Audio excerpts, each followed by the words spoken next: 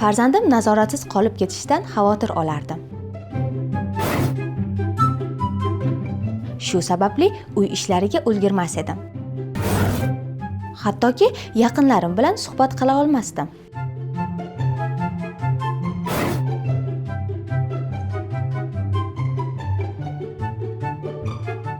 Va men o'ylab bunga yechim topdim. Bunga yechim esa Babyphone radio nyanyalaridir. Uydan chiqmasdan turib, o'zimga yoqqan modelga buyurtma berdim va bir zumda yetkazib berishdi.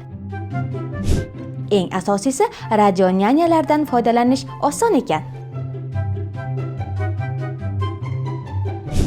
Endi ko'nglim ham tinch, asablarim ham joyida. Babyphone onalarning xotirjamligi.